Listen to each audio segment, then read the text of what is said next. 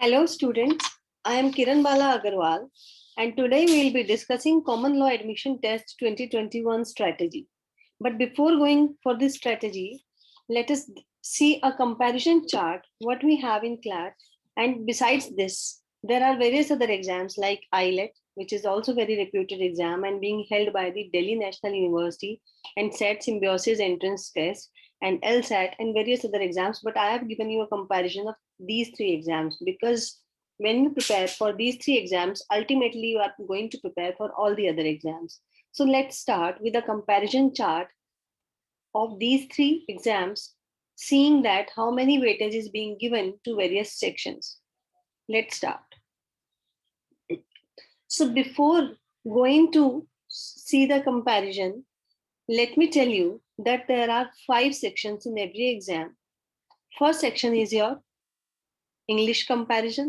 Second section is your general knowledge and current affairs. Third section is your legal aptitude.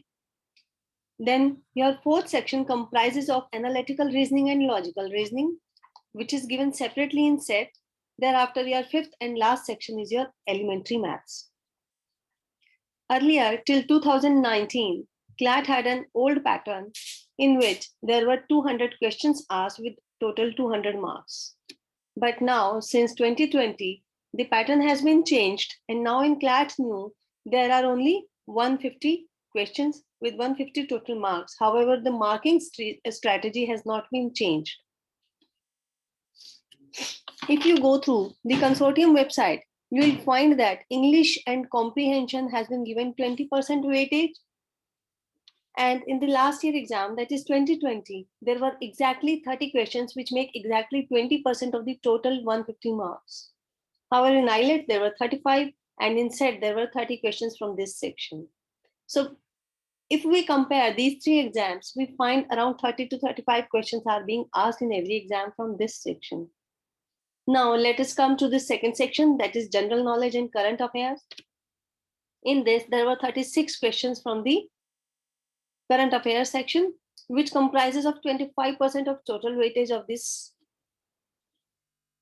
exam. And if you go to the consortium website, they also mention it to be 25% of total weightage.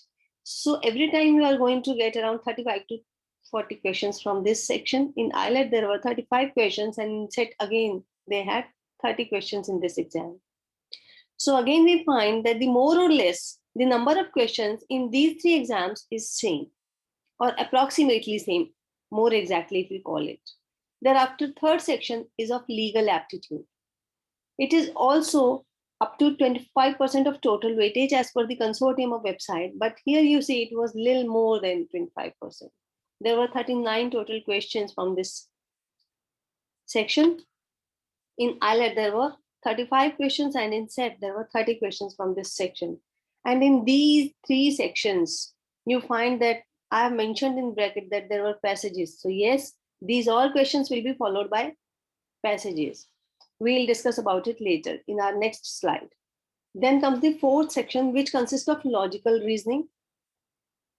But in SET, analytical reasoning and logical reasoning were given separately, but these are not separate topics.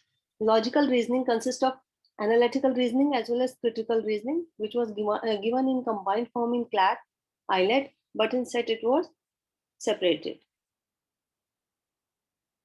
And this subject is very new for students because you are not taught this subject at school. Thereafter, the last and fifth section is your elementary maths, which consists of your maths up till class 10. And it has the lowest weightage in this exam, that is 10%.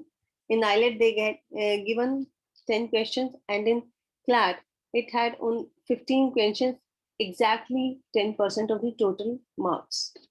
But it being the lowest weightage section, you don't need to take it lightly because sometimes 1 mark matters. And in maths, it becomes easy for you to solve these questions and get the answers. So let's see individual comparison of all the subjects.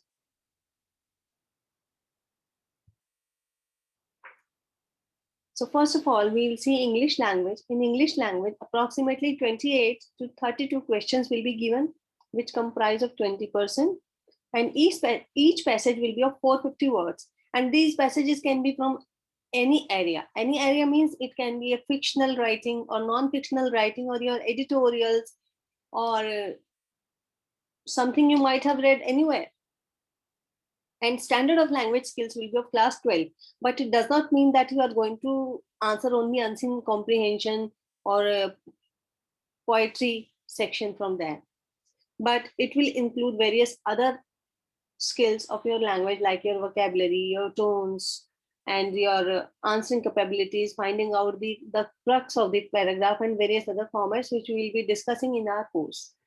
The questions shall be formatted to test the comprehension and language skills. When we say language skills, it includes various skills which make your language perfect. And you know, in law, language matters.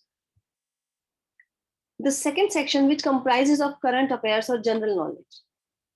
In this, there will be 35 to 39 questions that make it 25% of the total weightage. The passage will be of 450 words again, as I told you while comparing the chart, that English, current affairs, and legal reasoning, these three sections will have 450 words passage each, followed by 4 to 5 questions. So you need to make sure that your reading speed is quite good. So read daily newspapers so that you can improve your current affair general knowledge, and it can make your speed faster to attempt the questions. So in this section also, you will be attempting 35 to 39 questions in total, and passage will again be of 450 words. And the passage will be from where? It might be from national newspaper or international newspaper editorials like your Guardian, New York Times, and your national newspapers like Times of India, Hindu, The Express. So passage will be from news, journalistic sources. Journalistic sources are editorials, your blogs, etc., being written by your journalists, and other non-fictional writings. Why they say non-fictional writing? Because in fictional writing, you're not going to get any general knowledge.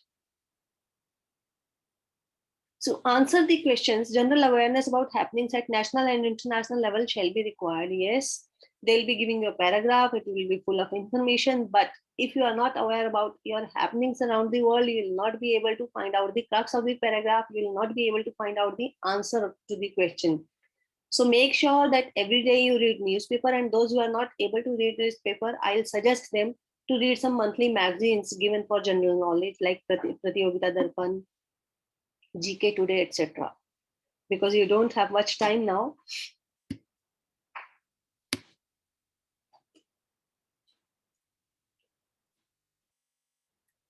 Then your third section is of legal reasoning, wherein you will be finding 35 to 39 questions, that is about 25% of total weightage. Again, you will be facing 450 words passage relating to fact situations or scenarios involving legal matters. So you'll be given a situation where there will be a law involved, public policy it might be, or moral philosophical inquiries, mentioning rules and principles, and these rules and principles shall be provided there in the paragraph. The questions shall be based on the inferences you will conclude from the paragraph and answer the questions. So questions shall be required to be answered by application of rules and principles provided in the passage. So you'll be given a rule in the passage, and you will have to find out from the question the application, whether the question is asking for the application of the rule, or it is asking directly the rule which has been provided in the paragraph. So no prior knowledge is required, but yes, you need to understand the legality of the paragraph, legal aspect of the paragraph, sorry. The fourth section, which most of the students enjoy because it is very new to them and it has many variations in every question. It involves mind. Those, especially those students who like to do Sudoku or puzzles, various kind of puzzles, they will enjoy this part definitely. So approximately 28 to 32 questions will be there, and the word strength of the passage will be reduced in this part. It will be only of 300 words, and questions relating to assumptions, inferences, argument, conclusions, etc. will be asked. And now you'll be thinking, what is assumption, inference, argument, or conclusion? Don't need not to worry. When we'll be studying this subject, we'll come across what assumption is and how to derive it, what are inferences, arguments, what are, and what is your conclusion and how to get the right conclusion from the given facts. So in this part, you will be given several facts in the form of sentence or in the form of a 2-3 line statement, and we'll need to get the answer from that. So it will also require your critical reasoning as well. So critical reasoning is all involved about getting the reason behind that statement and getting your answer. The last and fifth part is a quantitative aptitude, which has been given least weightage in this exam. But yes, with least weightage, it is the most easy part of this exam, this I must say, because you are getting mathematics up to class 10, and that too of no difficult level. It is very easy to attempt, saves your time. If you are good at maths, it's very good, because I think you should firstly attempt this part, because it will be a strategy to save your time. But in case you are okay with maths, or you don't like much this part, then it's fine. Then too, it's fine. You should go through the questions, and you definitely will be finding most of the questions to be attemptable, correctly attemptable. So it will include short sets of propositions. You'll be given some propositions that length is this, breadth is this, then find out the area or how many tiles, like you must have read in mensuration in your class 10. Textual, pictorial, like your pie chart, bar chart will be given, or line chart can be given there.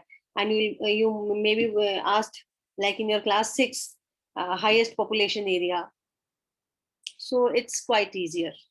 The standard of mathematical calculation of the matriculation level. So as I have given you example of class 6, like data handling chapter. In data handling chapter, you must have read line chart or bar chart, and your teacher must have asked which is the most and which is the least. So it will be of that kind. So no need to worry. So this is our last section in this exam. So now when we have discussed all the parts of this exam, we have understood the strategy of the exam. Now, how to start preparing for CLAT 2021 when there least time we are left with, our board exams are uncertain, and we need to appear for this exam as well as crack it. So students, as we have read in the newspapers, government is working on it, and presumptions are being done, or not exactly presumptions, it is presumed that exams will be held by mid-July. So if they are being held by mid-July, it means you will be free from your board exams by August, mid, and most probably like last year, the CLAT exam will be held in the month of September. Last year, if I'm not wrong, it was on 24th September that they had to take the exam, and this year also I'm assuming the same. So how to manage all this? Now when we are not certain with with your board exams, I think it is the right time to give 2 to 4 hours daily for your CLAT exam, besides your board preparation. And this will be more than enough to crack this exam. Yes, it will be easier for you to crack the CLAT exam even at this stage with 2 to 4 hours daily. And what to do for that? Nothing else. But just to see our videos, which we'll be uploading in the next week. We are planning to start it by 1st of June, wherein we'll be uploading videos on various topics of your all the sections. Go through those videos, purchase some good books, practice for your CLAT, and you are done. So this is all from my end. Thank you, students. Have a wonderful day and enjoy this period. Thank you for watching this video.